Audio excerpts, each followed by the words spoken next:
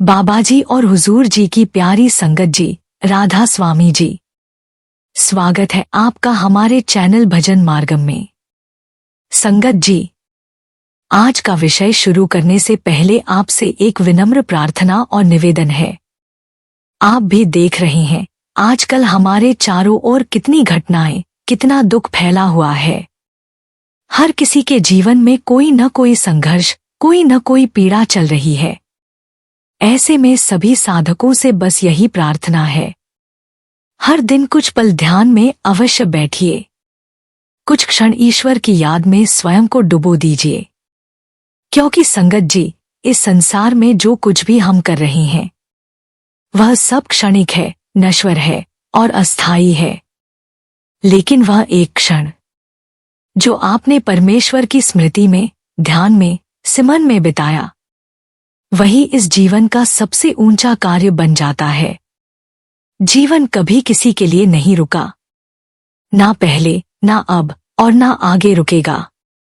इसलिए जो शाश्वत है, जो स्थायी है, जो आपके भीतर है, उसी से जुड़ने की कोशिश कीजिए। वही आपका सच्चा घर है, वही परम सत्य है। और अब आइए आज के इस विषय पर भावपूर्वक और गहराई से चलें कि हम अपनी आत्मिक यात्रा में उस आरंभिक झींगुर की ध्वनि से शुरू होकर परमात्मा के अनहद नाद, ओंकार तक कैसे पहुंच सकते हैं। संगत जी, आत्मिक यात्रा की राह में जब एक साधक भीतर की ओर ध्यान करता है तो सबसे पहले उसे एक अजीब सा सन्नाटा घेर लेता है। यह कोई सामान्य सन्नाटा नहीं होता, बल्कि यह एक गूंजता हुआ मौन होता है, जिसमें लगता है जैसे कुछ कहना चाह रहा हो। कुछ साधकों ने बड़े भावुक होकर यह प्रश्न किया है कि क्या यह भीतर जो सुनाई दे रहा है वह आत्मा की सच्ची पुकार है या केवल हमारे मन की कल्पना, और क्या इस गूंजते मौन के पार भी कोई ऐसी दिव्य ध्वनि है जो आत्मा को उसके परम घर की ओर बुला रही है। संगत जी, कृपया इस वीडियो को अंत तक जरूर देखें। आज हम इस विषय को भावपूर्वक और गहराई से समझने का प्रयास करेंगे कि हम अपनी आत्मिक यात्रा में उस प्रारंभिक झींगुर की ध्वनि से शुरू होकर परमात्मा के उस दिव्य अनहद नाद, ओंकार तक कैसे पहुंच सकते हैं। और हाँ संगत जी, अगर आप हमारे चैनल भजन मार्गम पर नए हैं तो कृपया सब्सक्राइब जरूर करें, ताकि बाबाजी की अमूल्य शिक्षाएं आपके जीवन में निरंतर पहुंचती रहें। संगत जी, जब हम लगातार और निष्ठा से ध्यान साधना, विशेषकर अनहद नाद की साधना करते हैं तो शुरुआत में कई बार हमें झींगुर जैसी कोई महीन सी ध्वनि सुनाई देती है। जैसे किसी शांत जंगल में रात के तीसरे पहर झींगुर झंकार कर रहा हो। वह झंकार हमारे मन को, हमारी चेतना को खींचती है। कभी यह झींगुर की आवाज जैसी, कभी कोई हल्की सी घंटी की टनकार, तो कभी लगता है कोई पक्षी बहुत दूर कहीं बोल रहा है। ये सब संकेत हैं, आत्मा की यात्रा के पहले पड़ाव हैं। लेकिन कई साधक इन्हीं ध्वनियों में अटक जाते हैं और सोचने लगते हैं, क्या यही अंतिम लक्ष्य है? क्या यही वो नाद है जिसकी बात संतजन करते हैं? बाबाजी समझाते हैं कि नहीं, यह केवल शुरुआत है। ये ध्वनियां, जैसे झींगुर की झंकार, पक्षियों की आवाज या शंख की ध्वनि, ये सब मन की परतों को पार करने के चरण हैं। आत्मा जब पहली बार भीतर की ओर जागती है तो उसे ये ध्वनियां आकर्षित करती हैं, जैसे किसी अंधेरी रात में दूर एक दीपक झिलमिला रहा हो। लेकिन यह दीपक कोई मंजिल नहीं, बल्कि मंजिल तक पहुंचने का संकेत मात्र है। अब प्रश्न यह उठता है, तो फिर ओंकार तक कैसे पहुंचा जाए? संगत जी, झींगुर की आवाज से ओंकार की दिव्य ध्वनि तक की यात्रा कोई साधारण यात्रा नहीं है। यह सूक्ष्म से सूक्ष्मतम की ओर जाने वाली एक रहस्यमय यात्रा है, जिसमें हमारा मन, हमारी इंद्रियां और हमारी इच्छाएं पीछे छूटती हैं। साधक को चाहिए कि वह इन प्रारंभिक ध्वनियों में न उलझे, बल्कि धैर्य, श्रद्धा और प्रेमपूर्वक अपने अभ्यास को लगातार करता रहे। यहाँ मन रुकावटें डालेगा, कभी ऊब, कभी संशय, कभी आकर्षण, लेकिन गुरु की कृपा और निरंतर अभ्यास से साधक धीरे धीरे इन सबको पार करता है। जैसे जैसे साधक की सुरत भीतर एकाग्र होती जाती है, ये आरंभिक ध्वनियां रूपांतरित होने लगती हैं। झींगुर की आवाज मधुर टंकार में बदलती है। फिर यह टंकार एक दिव्य नाद में विलीन हो जाती है, जिसे संत ओंकार अनहद सच्चा शब्द कहते हैं। ओंकार की यह ध्वनि कोई बाहरी ध्वनि नहीं होती, यह आत्मा के भीतर से उठती है, जैसे कोई शाश्वत संगीत जिसे सुनकर आत्मा तृप्त हो जाती है, उसका घर याद आ जाता है। यह ध्वनि न तो कानों से सुनी जाती है, न ही यह शब्दों में व्यक्त की जा सकती है। यह केवल अनुभव है, और यह अनुभव केवल गुरु कृपा और गहन भजन साधना से ही मिलता है। बाबा जी अक्सर कहते हैं, अगर तुम अभी जो सुन रहे हो वही अंतिम होता तो आत्मा मुक्त हो जाती। लेकिन नहीं, अभी तुम्हें और ऊपर जाना है। इसका अर्थ है कि झींगुर की झंकार कोई मंजिल नहीं, बल्कि एक आमंत्रण है, आत्मा को भीतर बुलाने का एक संकेत। संगत जी, अगर आप इस यात्रा को पूरी निष्ठा, प्रेम और गुरु की शरण में रहकर निरंतर करते रहें, तो एक दिन ऐसा आता है जब वह ओंकार, जो सृष्टि की जड़ है, जो आत्मा का मूल है, आपके अंतर में गूंजने लगता है। और जब वह गूंज उठती है तो आत्मा पहचान लेती है, यही है मेरा असली घर। फिर साधक बाहर के किसी भी शोर में उलझता नहीं, क्योंकि उसे भीतर की वह दिव्यता मिल चुकी होती है जिसकी खोज में वह जन्मों से भटक रहा था। अतः झींगुर की आवाज से लेकर ओंकार की ध्वनि तक की यात्रा एक भीतरी तपस्या है, जहां साधक को सतत सजग रहना होता है, जहां हर ध्वनि एक संकेत है, लेकिन अंतिम सत्य नहीं। अंतिम सत्य वह दिव्य ध्वनि है जो केवल आत्मा के मौन में ही सुनी जा सकती है। संगत जी, यह कोई ऐसी आवाज नहीं जिसे कानों से सुना जाए, यह अनुभव नहीं, यह आत्मा की पहचान है। यह उस मूल स्वरूप की पुकार है जिसे हमने जन्मों से खो दिया था। यह ध्वनि बाहर से नहीं आती, बल्कि यह हमारे भीतर की गहराई से उठती है, जैसे आत्मा स्वयं अपनी मौजूदगी को अनुभव करा रही हो।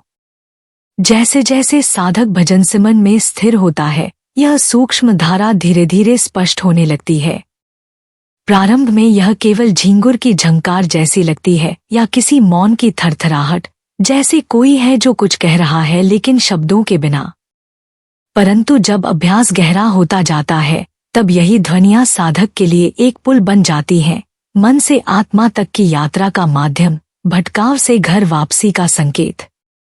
ध्यान में बैठे बैठे पहले जिन ध्वनियों को पकड़ना कठिन होता था, जो कभी कभी हल्की सी झलक दे जाती थी, वे अब इतनी स्पष्ट हो जाती हैं कि साधक को उन्हें सुनने के लिए न तो किसी बाहरी यंत्र की आवश्यकता होती है, न ही कानों को ढकने की जरूरत पड़ती है। वे स्वयं ही भीतर से प्रकट होती हैं, जैसे कोई अंतर्यामी शक्ति आत्मा को पुकार रही हो। यह अनुभव इतना गहन और जीवंत होता है कि वह साधक जो इसे एक बार सुन लेता है, उसका जीवन ही बदल जाता है। लेकिन संगत जी, यही तो इस यात्रा का प्रारंभ है, यही तो रहस्य की पहली परत है। इस मौन ध्वनि के पीछे और भी गहरे लोक और भी सूक्ष्म शब्द हैं, जो आत्मा को उसके परम स्रोत की ओर खींचते हैं।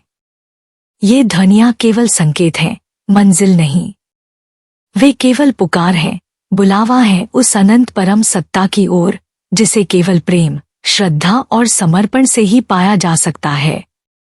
इसलिए संगत जी, यदि आपके भीतर भी ऐसी कोई ध्वनि जन्म लेने लगी है, तो समझिए गुरु की कृपा जाग चुकी है। अब पीछे नहीं लौटना, अब इस ध्वनि को पकड़कर उस अनहद नाद तक पहुंचना है, जहां आत्मा और परमात्मा एक हो जाते हैं, जहां केवल ओंकार की अनंत ध्वनि रह जाती है और बाकी सब मिट जाता है। संगत जी, जो ध्वनियां इस प्रथम परत, झींगुर की झंकार, मौन की थरथराहट या प्रारंभिक नाद से भी आगे हैं, वे इतनी सूक्ष्म, इतनी कोमल और अत्यंत धीमी होती है कि सामान्य इंद्रियां उन्हें पकड़ ही नहीं पाती। ये कोई सामान्य ध्वनि नहीं होती, बल्कि जागृत चेतना की तरंगे होती हैं, जो केवल उसी साधक को सुनाई देती हैं जिसने अपने भीतर एक विशेष संवेदनशीलता और स्थिरता विकसित की हो। इन ध्वनियों को सुनने के लिए साधक को किसी यंत्र या बाहरी प्रयास की नहीं, बल्कि भीतर की सजगता और मौन की तीव्रता की आवश्यकता होती है।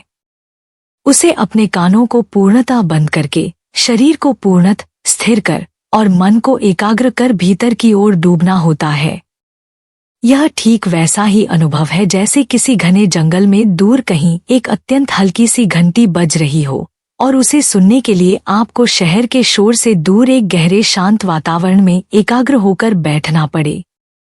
भीतर भी ऐसी ही गहन शांति चाहिए। विचारों का कोलाहल थम जाए, मन के तरंगे स्थिर हो जाए और आत्मा एक मौन समाधि में उतर जाए। तभी वह अगली सूक्ष्मतम ध्वनि, वह अदृश्य बुलावा, वह ऊर्ध्वगामी शक्ति आत्मा तक पहुंचती है।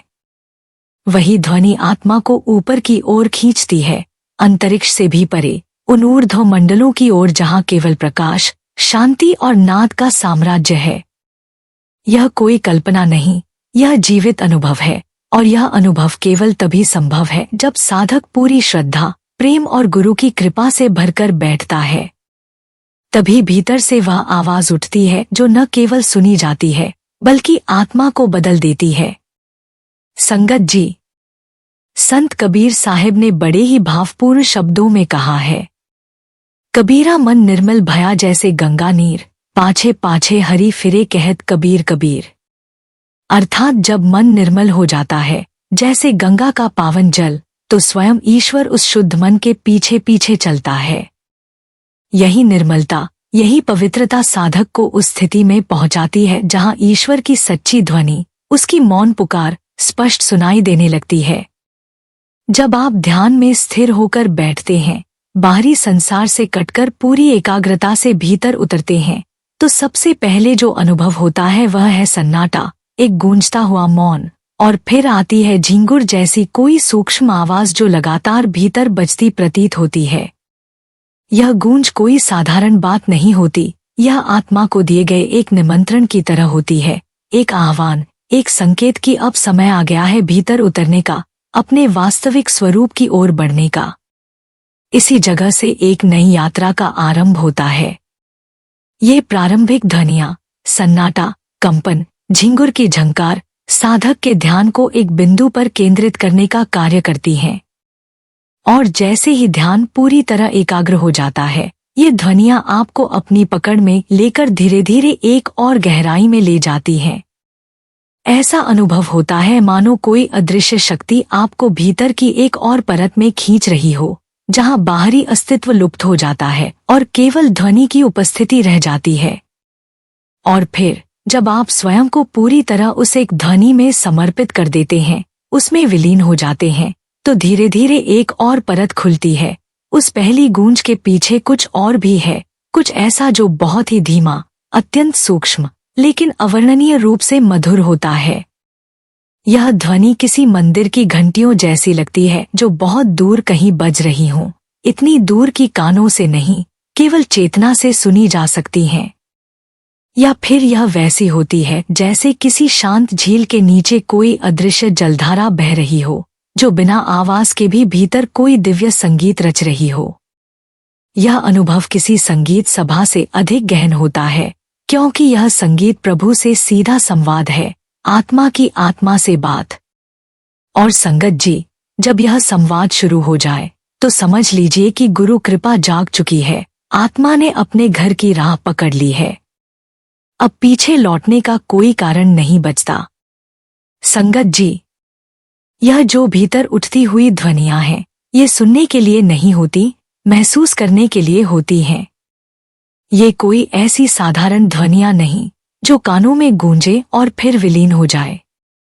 ये ध्वनियां तो आत्मा के सूक्ष्मतम तल पर प्रकट होती हैं, वहां जहां मन शांत हो जाता है, वहां जहां विचारों का कोलाहल समाप्त हो जाता है और चेतना मौन की गोद में विश्राम करने लगती है। कभी ये आवाजें भंवरे की गूंज जैसी प्रतीत होती हैं, जैसे कोई गूढ़ कंपन भीतर मंडरा रहा हो, तो कभी ऐसा लगता है जैसे कहीं दूर अंतरिक्ष की अथाह गहराई से कोई पुकार रही हो, कोई चेतना आपको धीरे धीरे अपनी ओर खींच रही हो। परंतु इन ध्वनियों को हर आत्मा अपनी अनुभूति, अपनी भीतर की भाषा में पहचानती है। कोई साधक इन्हें बांसुरी की मधुर तान समझता है, कोई इसे भीतर की वीणा की झंकार मानता है और कोई इसे अपनी ही मौन होती चेतना की पुकार समझता है। यही कारण है कि यह अनुभव हर किसी के लिए अनूठा होता है, क्योंकि आत्मा की यात्रा एकदम व्यक्तिगत होती है, और उस यात्रा में ध्वनि का अनुभव भी आत्मा के संस्कारों, गहराई और गुरु कृपा पर आधारित होता है। लेकिन संगत जी, इन सूक्ष्म ध्वनियों को पहचानने और अनुभव करने का एक ही मार्ग है, पूर्ण मौन में उतर जाना। एक ऐसा मौन जिसमें केवल बाहर की नहीं, भीतर की भी सारी आवाजें शांत हो जाती हैं, जहां न कोई विचार उठे, न स्मृति, न कोई इच्छा। जहां साधक केवल एक मूक साक्षी बनकर बैठा रहे, उस शुद्ध उपस्थिति में। तभी धीरे धीरे ये दिव्य ध्वनियां उभरती हैं और एक एक करके आत्मा को उसके असली घर की ओर बुलाती हैं। ये आवाजें कोई सामान्य ध्वनियां नहीं, बल्कि परमात्मा की पुकार है, जो हर साधक को उसी क्षण सुनाई देती है जब वह स्वयं को मौन में विलीन कर देता है। याद रखिए संगत जी, यह आवाज बाहर से नहीं आती, यह हमारे भीतर हमेशा से बज रही है, बस हमें उसे सुनने के लिए स्वयं को शांत करना होता है। और जब एक बार यह सुनाई दे जाए, तो फिर जीवन में कोई प्रश्न, कोई अधूरापन नहीं बचता, क्योंकि उस एक आवाज में ही सारा ब्रह्मांड सिमट आता है।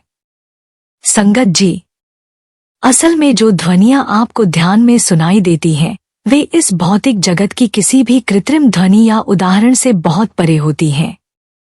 उन्हें न तो किसी रिकॉर्डिंग के माध्यम से पूरी तरह समझाया जा सकता है, न ही किसी साउंड इफेक्ट या बाहरी संगीत से महसूस कराया जा सकता है। यह अनुभव इतना सूक्ष्म, इतना आंतरिक और इतना विशिष्ट होता है कि उसकी तुलना केवल उसी साधक की अनुभूति से की जा सकती है, जिसने वास्तव में उसे भीतर से सुना हो। यह कोई साधारण ध्वनि नहीं, बल्कि एक संकेत मात्र होती है, जैसे कोई प्रेम से आपको द्वार तक छोड़ने आया हो और फिर मुस्कुराकर कहे, अब आगे तुम्हें स्वयं ही भीतर प्रवेश करना है। गुरु, सत्संग या शास्त्र जब इन ध्वनियों का उल्लेख करते हैं, जैसे झींगुर की झंकार, शंख की ध्वनि या दूर की घंटी, तो वे आपको मात्र द्वार तक लाने के लिए होते हैं। उस दिव्य ध्वनि का वास्तविक अनुभव तो तभी होता है जब साधक अपने मौन, अपने प्रेम और अपनी स्थिरता के साथ भीतर उतरता है। इसलिए संगत जी, जब आप ध्यान में गहराई से उतरते हैं और कोई ऐसी ध्वनि सुनाई देती है जो अलग हो, जो निरंतर हो, जो भीतर से उठती हो, तो आपका मन भ्रमित न हो, उसे किसी बाहरी ध्वनि से न जोड़े। इन उदाहरणों का उद्देश्य केवल आपकी अंतःश्रुति को जागृत करना है, ताकि जब वह समय आए, जब वह ध्वनि प्रकट हो, तो आप उसे पहचान सकें, उसे ग्रहण कर सकें और उस अनंत मौन की ओर बढ़ सकें जो उस ध्वनि के पार स्थित है। संगत जी, कभी कभी ध्यान की गहराइयों में उतरते हुए एक ऐसी रहस्यमयी और भावुक करने वाली ध्वनि सुनाई देती है, जो बिल्कुल वैसी लगती है जैसे कोई बहुत दूर किसी और लोक से किसी अज्ञात आत्मा द्वारा बांसुरी बजाई जा रही हो, बहुत धीरे, बहुत ही मधुर, इतनी कोमल कि जैसे किसी भूली हुई स्मृति की तरह हवा में घुली हुई हो, और वह ध्वनि बाहर से नहीं, आपके ही भीतर से उठती हो, लेकिन फिर भी उसका स्रोत कहीं और प्रतीत होता है, जैसे वह किसी दिव्य लोक की पुकार हो। यह जो आत्मिक संगीत होता है, वह कोई सामान्य आवाज नहीं होती जिसे माइक्रोफोन पकड़ सके या जिसे किसी वाद्ययंत्र से दोहराया जा सके। यह ध्वनि तो आत्मा की अपनी भाषा में गूंजती है, वह भाषा जो मनुष्य के शब्दों से परे है। इसलिए जब भी आप ध्यान में बैठें और कोई बहुत धीमी, बहुत ही सूक्ष्म टोन या कंपन भीतर से सुनाई दे, तो बस अपने आप को उस ओर बहने देना सीखिए। उस ध्वनि की दिशा में संपूर्ण समर्पण के साथ डूब जाइए, बिना किसी डर या संदेह के। ध्यान की शुरुआत में जो आवाजें आपको स्पष्ट और तेज सुनाई देती हैं, जैसे सन्नाटा, झींगुर की टंकार, घंटी की झंकार, वे मुख्यतः आपके मन का ध्यान खींचने के लिए होती हैं। वे एक प्रकार की आंतरिक तैयारी हैं, जैसे कोई दरवाजा खटखटा रहा हो कि अब भीतर आ जाओ। लेकिन जैसे ही साधक भीतर स्थिर होता है, भीतर की सूक्ष्मतम परतें खुलने लगती हैं और वहीं से एक नई, गहन यात्रा का आरंभ होता है। जब सूक्ष्म ध्वनियां उभरती हैं, जो बहुत कोमल होती हैं, जैसे अंतरिक्ष में कोई मौन तरंग बह रही हो, तो वहां से साधक को अपने ध्यान की दिशा बदलनी होती है। अब उसे सतह से गहराई की ओर, स्पष्ट से सूक्ष्म की ओर और प्रारंभिक संकेतों से वास्तविक मिलन की ओर बढ़ना होता है। संगत जी, भक्त कबीर जी ने एक अत्यंत रहस्यमयी और गहन अनुभूति को शब्दों में पिरोते हुए कहा है। गगन मंडल में बाजे झीना, सुन सुहावन बैन, कहे कबीर तेम जाए, जहां सद्गुरु दे अलेख नैन। अर्थात आकाश मंडल के भीतर एक बहुत ही सूक्ष्म, मधुर और मोहक ध्वनि गूंज रही है, जिसे वही साधक सुन सकता है जो ध्यान की गहराई में उतरता है। और जब वह उस झीनी ध्वनि को पकड़ लेता है, तभी उसे सद्गुरु की वो दृष्टि मिलती है जो अलेख है, वर्णनातीत, जिसे आंखों से नहीं, आत्मा से देखा जा सकता है। ध्यान की यह यात्रा वास्तव में एक अत्यंत सूक्ष्म संतुलन की मांग करती है। साधक जब पहली बार भीतर उतरता है, तो उसे कुछ तेज, स्पष्ट और लगातार चलने वाली आवाजें सुनाई देती हैं, जैसे झींगुर की टंकार, गूंजता हुआ सन्नाटा, घंटी की हल्की झंकार। इन ध्वनियों का कार्य है ध्यान को एक केंद्र पर लाना। लेकिन जैसे ही साधक की एकाग्रता स्थिर होती है और वह इन स्पष्ट ध्वनियों से हटकर सूक्ष्म और मृदुल ध्वनियों पर ध्यान लगाना शुरू करता है, तो एक विचित्र घटना घटती है। वे ध्वनियां जैसे छुप जाती हैं, अदृश्य हो जाती हैं। यह अनुभव बहुत सामान्य है और घबराने की बिल्कुल आवश्यकता नहीं है। ऐसा इसलिए होता है क्योंकि जैसे ही हमारी चेतना थोड़ी सी भी अपेक्षा, नियंत्रण या उत्सुकता में चली जाती है, वह सूक्ष्म लय टूट जाती है। यह ध्वनि नहीं जाती, बल्कि हमारा मन उस गहराई से छिटक जाता है। जब भी ऐसा हो, तो बस एक बात याद रखिए, वापस लौट आइए वहीं, उस पहली आवाज के पास, जहां आपका ध्यान सहज रूप से स्थिर हुआ था। जैसे झींगुर की आवाज, सन्नाटे की धड़कन या किसी दूर बजती घंटी की टंकार।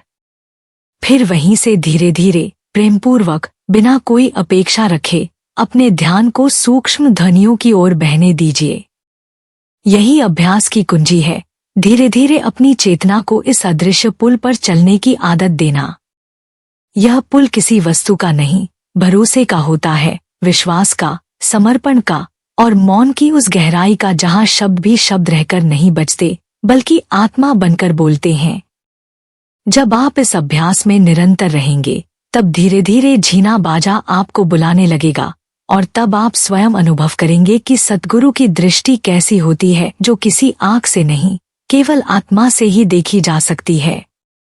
संगत जी, जब आप ध्यान की साधना में निरंतरता बनाए रखते हैं, प्रेम, धैर्य और समर्पण के साथ प्रतिदिन उस मौन में उतरते हैं, तो वह जो पहले केवल क्षण भर के लिए भीतर प्रकट होती थीं, वे सूक्ष्म आवाजें अब धीरे धीरे स्थिर होने लगती हैं। पहले जो केवल एक झलक होती थी, अब वह एक सतत संगति बन जाती है। जैसे कोई मित्र जो पहले झिझक के साथ मिलने आता था, अब आत्मीयता से आपके पास बैठने लगता है। वे सूक्ष्म ध्वनियां अब केवल आवाज नहीं रहती, वे आपको अपनी गहराइयों में ले जाने लगती हैं। भीतर की ऐसी परतें खुलने लगती हैं, जिनका अस्तित्व पहले केवल अनुमान था। वहां पहुंचकर शब्द अब मात्र ध्वनि नहीं रहते, बल्कि वे बन जाते हैं आत्मा की भाषा, ऐसी भाषा जिसमें न कोई शब्दकोश है, न कोई व्याकरण, केवल अनुभूति है, केवल प्रेम का कंपन है।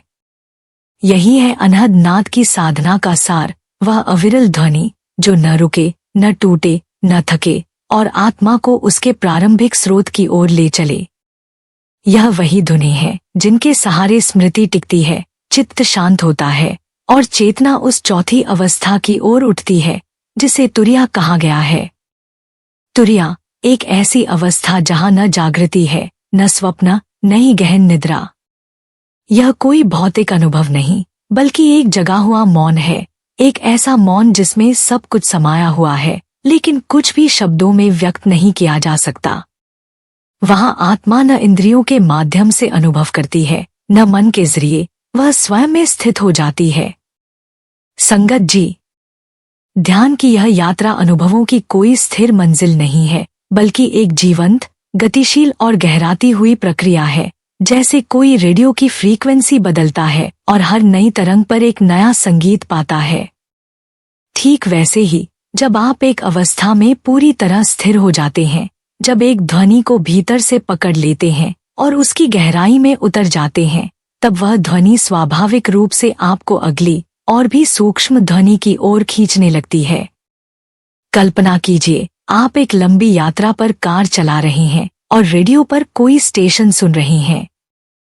जैसे ही आप एक राज्य की सीमा पार करते हैं, पहले वाला स्टेशन धीरे धीरे मध्यम पड़ने लगता है और नई जगह की तरंगे आपके रेडियो को पकड़ने लगती हैं।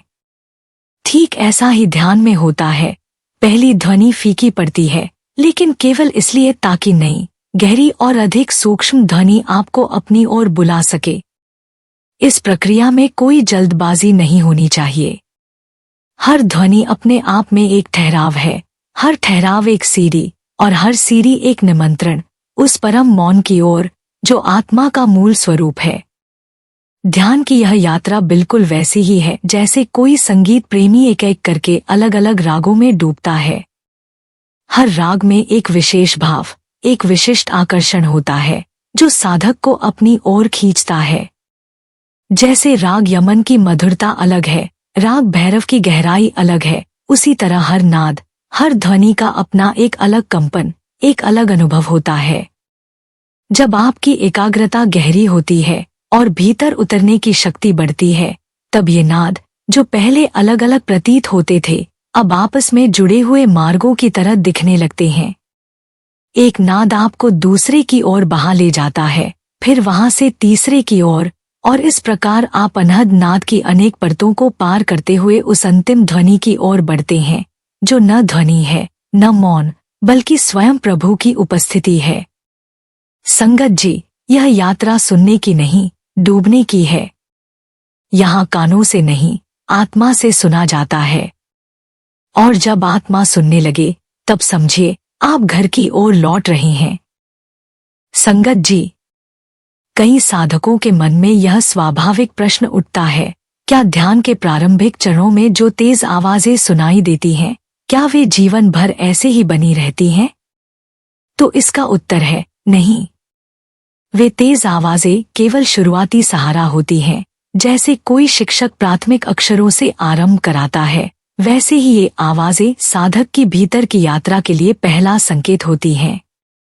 जैसे जैसे साधक का अभ्यास गहराता है, जैसे जैसे वह अपने मन और इंद्रियों को स्थिर कर लेता है, तो वही तेज आवाजें धीरे धीरे फीकी पड़ने लगती हैं, जैसे कोई धुन छंट रही हो, जैसे कोई पर्दा हट रहा हो और उसके पीछे कोई सूक्ष्म, अत्यंत मधुर और विलक्षण ध्वनि धीरे धीरे प्रकट होने लगती है। यह जो अनहद की ध्वनि प्रकट होती है, वह कोई साधारण ध्वनि नहीं होती। यह तो जैसे आत्मा को उसके मूल स्रोत से जोड़ने वाली एक दिव्य डोर बन जाती है, ऐसी अनुभूति जो किसी इंद्रिय या बाहरी जगत से नहीं आती, बल्कि भीतर से उठती है और संपूर्ण अस्तित्व को एक अतुलनीय आनंद, प्रेम और पूर्णता से भर देती है। इस अवस्था में पहुंचकर साधक को यह अनुभव होता है कि अब वह केवल ध्यान नहीं कर रहा, वह स्वयं ध्यान बन गया है।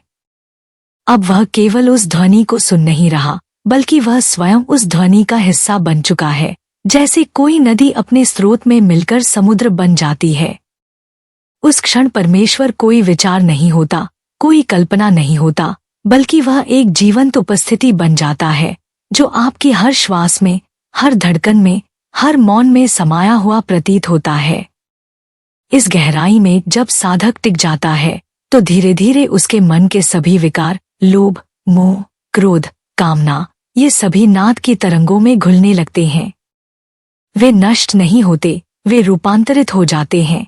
जैसे कोई गर्मी ठंडक में बदल जाए, जैसे विक्षेप शांति में विलीन हो जाए।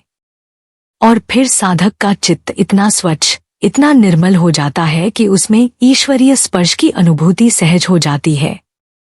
अब न कोई खिंचाव होता है, न कोई विरोध, केवल गहराई से उठती एक ध्वनि जो आत्मा से कहती है, तो घर लौट आया है। यही है वह अवस्था जहां भजन, सिमरन और नाद तीनों एक हो जाते हैं और साधक स्वयं ईश्वर के संग एक लय में बहने लगता है। संगत जी, जब साधक का ध्यान किसी एक सूक्ष्म ध्वनि पर टिकने लगता है, भले ही प्रारंभ में वह ध्वनि थोड़ी कृत्रिम या जैसे किसी साउंड सैंपल जैसी क्यों न लगे, तो उस पर स्थिर रहने से वह ध्वनि धीरे धीरे रूपांतरण की प्रक्रिया में प्रवेश कर जाती है। यह ऐसा अनुभव होता है जैसे कोई प्राचीन, भव्य दरवाजा भीतर की ओर खुल रहा हो, एक ऐसा द्वार जो चेतना की गहराइयों को आपके सामने उजागर करने को तैयार हो। शुरुआत में जो ध्वनि केवल भंवरे की गूंज जैसी प्रतीत होती है, वह धीरे धीरे अपनी परतें खोलने लगती है। पहले जो एक रस थी, वह अब जैसे भीतर से संगीत रचने लगती है। बीच बीच में आपको अनुभव हो सकता है जैसे कोई शंख की तरंग भीतर से उठ रही हो, या कहीं दूर से घंटानाद की सूक्ष्म झंकार कानों में घुल रही हो। और कभी कभी तो ऐसा होता है कि जैसे किसी दिव्य वीणा का एक सुंदर झंकृत सुर अचानक भीतर बज उठा हो, एकदम स्पष्ट, लेकिन फिर क्षण भर में लुप्त। संगत जी, यह सभी ध्वनियां क्षणिक होती हैं, लेकिन इनका उद्देश्य केवल एक होता है, साधक को यह संकेत देना कि मार्ग आगे भी है, यह यात्रा यहीं नहीं थमती। यह दिव्य ध्वनियां एक प्रकार की ईश्वरीय झलक हैं, जो आत्मा को प्रेरणा और भरोसा देती हैं कि वह सही दिशा में चल रही है। लेकिन यह सब तभी संभव होता है जब साधक मधुर मौन में स्थिर हो जाए, जब उसका मन न कुछ मांगे, न कुछ पकड़ने की कोशिश करे, केवल श्रद्धा और मौन में स्थित हो जाए। और जैसे ही वह मौन भीतर जम जाता है, जैसे ही साधक की चेतना उस ध्वनि के साथ एक लय में बहने लगती है, तो अगला चरण अपने आप खुलने लगता है। अब उसे कोई धक्का नहीं देना पड़ता, कोई खोज नहीं करनी पड़ती, यात्रा अब खींचने लगती है भीतर की ओर। यही है वो शुभ अवस्था जहां साधना से अनुभूति और अनुभूति से समर्पण सहज रूप से बहने लगता है, जहां ध्वनि अब दिशा बन जाती है और मौन परमेश्वर का स्पर्श। संगत जी, जब साधना में गहराई आती है और ध्यान की अवस्था में ओंकार की गूंज के मध्य कोई एक विशेष नाद उभरता है, एक ऐसी ध्वनि जो बाकी सभी से अलग, विशिष्ट और बेहद आकर्षक होती है, तो वह नाद आत्मा के लिए जैसे एक आंतरिक संकेत बन जाता है, एक दिव्य आमंत्रण की अब यहीं टिक जा, यही तेरा द्वार है। उस क्षण भीतर न कोई विचार होता है, न कोई कल्पना, केवल एक मौन में डूबा हुआ संगीत, एक कंपन, एक लहर जो जैसे कहे जा रही हो, अब मत भटक, तेरा घर यही है। लेकिन यहीं इस अनुभव की गहराई में एक और सूक्ष्म प्रश्न जन्म लेता है। जब साधक इन सूक्ष्म ध्वनियों तक पहुंचने लगे, तब क्या मंत्र जप या सिमरन की अब भी जरूरत रह जाती है? यह प्रश्न लगभग हर गंभीर साधक के मन में कभी न कभी उठता ही है, और इसका उत्तर उतना ही सूक्ष्म, उतना ही गहन होता है जितनी ये भीतर की ध्वनियां होती हैं। जब आप इस प्रश्न पर मौन में लौटते हैं, तो उत्तर बाहर से नहीं, भीतर से आता है, और वह उत्तर आता है बहुत शांति में, बहुत स्पष्टता के साथ। हाँ, सिमरन की जरूरत तब तक है जब तक चेतना पूर्ण रूप से उस सूक्ष्म नाद में स्थिर नहीं हो जाती। संगत जी, सिमरन उस पतंग की डोर की तरह है जो हमारे चंचल मन को दिशा में बांधे रखती है। जब तक मन पूरी तरह स्थिर नहीं होता, जब तक वह मौन के भीतर प्रवेश नहीं करता, तब तक सिमरन ही वह माध्यम है जो मन को उलझनों से खींचकर एकाग्रता के केंद्र तक लाता है। इन सूक्ष्म ध्वनियों को सुनना या समझना मन के बस की बात नहीं, इन तक पहुंचने के लिए मन को पहले मौन में विलीन होना होता है। और यह मौन, यह स्थिरता सिमरन से ही जन्म लेती है। इसलिए जब भी आप ध्यान से उठें, थोड़ी देर सिमरन अवश्य करें। वही नाम, वही स्मरण जो आपको हर दिन, हर अभ्यास के बाद फिर से मौन की ओर वापस लौटने का मार्ग दिखाए। सिमरन वह पुल है जो ध्वनि और मौन के बीच बना है, जो मन को भटकने से बचाता है और आत्मा को उसकी राह पर बनाए रखता है। याद रखिए संगत जी, जैसे सूरज उगने के बाद भी दीपक बुझाया नहीं जाता, वैसे ही अनहद ध्वनि के दर्शन के बाद भी सिमरन छोड़ा नहीं जाता। क्योंकि सिमरन अब केवल अभ्यास नहीं, बल्कि प्रेम का रस, गुरु का स्मरण और परमात्मा के प्रति जीवंत संवाद बन जाता है। संगत जी, जब साधक का मन शांत हो जाता है, जब विचारों का शोर थम जाता है और भीतर एक निर्मल मौन उतरता है, तभी वह ध्वनि प्रकट होती है जो किसी वैज्ञानिक शब्द, किसी प्लाज्मा या वाइब्रेशन जैसे तर्कपूर्ण परिभाषा में नहीं समाती। वह ध्वनि आत्मा की अपनी पहचान होती है। वह कोई बाहरी प्रभाव नहीं, कोई कल्पित ऊर्जा नहीं, बल्कि अंतरतम की पुकार होती है, जो केवल मौन में ही सुनी जा सकती है। उसी ध्वनि पर ध्यान केंद्रित करके साधक धीरे धीरे ध्यान की उच्चतम अवस्थाओं में प्रवेश करता है। जैसे जैसे चेतना उस ध्वनि में स्थिर होती है, मन धीरे धीरे पारदर्शी और सहज होता जाता है। उस अवस्था में साधक अब मंत्र जप करने वाला नहीं रह जाता, वह स्वयं सिमन बन जाता है। उसके होंठ नहीं, उसकी सांसें नाम जपती हैं। उसका मन नहीं, उसकी आत्मा स्मरण में डूबी होती है। लेकिन उस अवस्था तक पहुंचने से पहले हर दिन की साधना में, हर ध्यान के पूर्व और पश्चात सिमरन अनिवार्य है। सिमरन से ही मन को नम्रता मिलती है, सुरती को स्थिरता मिलती है। यह सिमरन ही वह मूल नींव है जिस पर ध्यान की इमारत खड़ी होती है। अगर नींव ही कमजोर हो तो चाहे ऊपर कितना भी सुंदर ध्यान बना लें, वह स्थायी नहीं हो सकता। बाबा जी अक्सर कहते हैं, ध्यान भवन नहीं, भाव है। भाव सच्चा हो तो हर सांस भजन बन जाती है। लेकिन उस भाव तक पहुंचने के लिए नाम की पतवार थामनी ही पड़ती है। कबीर साहिब भी कहते हैं, नाम बिनु नर भटके भाई, जैसे बिनु पतवार जहाज जल छाई। नाम के बिना यह जीवन की नौका अस्थिर है, असहाय है। क्योंकि वही नाम है जो मन को स्थिर करता है और आत्मा को उसके लक्ष्य परमेश्वर की ओर ले जाता है। इसलिए संगत जी, जब तक मन स्थिर नहीं हुआ, जब तक भीतर का मौन गहराया नहीं, तब तक सिमरन ही साधक की शक्ति है, उसका सहारा है, उसका जीवन है। और जब वह मौन इतना गाढ़ा हो जाए कि वहां नाम अपने आप गूंजे, तब सिमरन क्रिया नहीं रहती, वह स्वयं साधक का स्वरूप बन जाती है। संगत जी, हमें पूर्ण विश्वास है कि आज की यह आत्मिक संवाद यात्रा आपके अंतर्मन में कुछ शांति, स्पष्टता और प्रेरणा लेकर आई होगी। यदि इस विषय से जुड़ा कोई प्रश्न आपके हृदय में रह गया हो, तो कृपया उसे कमेंट्स में जरूर साझा करें। आपकी जिज्ञासाएं ही इस चैनल की गहराई को और समृद्ध करती हैं। सभी साधकों से बस यही प्रार्थना है, हर दिन ध्यान में अवश्य बैठिए, कुछ पल ईश्वर की याद में डूब जाइए। क्योंकि संगत जी, इस संसार में जो कुछ हम कर रहे हैं वह सब क्षणिक है, नश्वर है। लेकिन वह एक क्षण जो आपने परमेश्वर की याद में बिताया, वही इस जीवन का सबसे ऊंचा कार्य बन जाता है। जीवन चलता रहेगा, समय कभी किसी के लिए नहीं रुका, ना पहले ना आगे रुकेगा। इसलिए जो शाश्वत है, जो स्थायी है, जो आपके भीतर है, उसी से जुड़ने का प्रयास कीजिए। वही आपका सच्चा घर है। अगर आपको यह वीडियो उपयोगी और हृदय को छूने वाला लगा हो, तो इसे प्यार से एक सेवा समझकर शेयर जरूर करें, लाइक करें और हमारे चैनल भजन मार्गम को सब्सक्राइब करना ना भूलें। क्या पता यह वीडियो किसी और आत्मा तक शब्द धुन का द्वार खोल दे, किसी और को उस मौन की ओर लौटा दे। बस उसी भीतर की धीमी पुकार को सुनिए, जो अभी भी बहुत शांति से, बहुत कोमलता से सद्गुरु के चरणों में आपको बुला रही है।